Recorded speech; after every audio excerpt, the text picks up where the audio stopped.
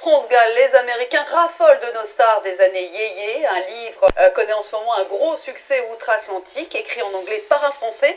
Il revient sur ces tubes des années 60 qui incarnent une certaine idée du charme français. Michel Vial, Denis Bassompierre. Annie Philippe figure en couverture de ce livre.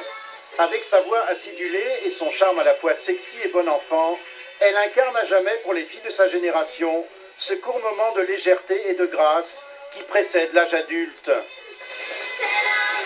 C'est une époque d'insouciance. Même si on n'avait pas une voix 40 octaves, moi ça m'arrangeait bien entendu, je veux dire qu'on avait tous une chance parce qu'on chantait avec notre cœur. Tandis que bon, maintenant c'est vrai, elles ont toutes des voix, maintenant je ne ferais même pas illusion. Car il y a toujours quelqu'un qui reste sur ce quai. Malgré leur innocence et leur naïveté, les filles françaises de la pop sont devenues les égéries naturelles de la mode, dont l'émission Dim Dam Dom constituait la vitrine.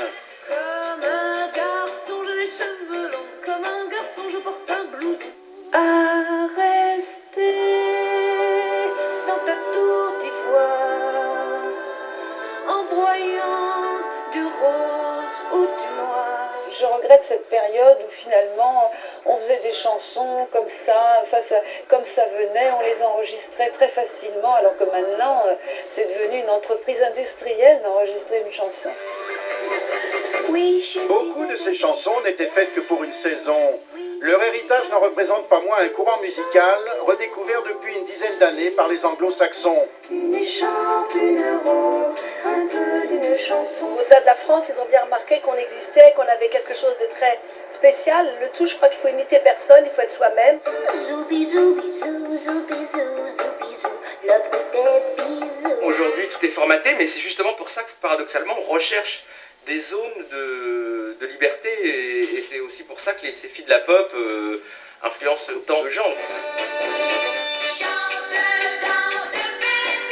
Nul n'étant prophète en son pays, c'est en anglais que l'auteur, français, fait revivre cette époque inventive de la variété dont la magie opère toujours, 50 ans plus tard. Ne manquez pas ce soir, 23h05, pièce à conviction. Le magazine diffuse un enregistrement de Kadhafi de mars 2011. L'ancien dirigeant libyen évoque un financement occulte de la campagne présidentielle de Nicolas Sarkozy en 2007. Une interview qui sera bien sûr remise en perspective dans une enquête très fouillée. C'est un magazine présenté par Patricia Loison que vous retrouverez juste avant pour le soir 3 à 22h40. Excellente soirée à vous.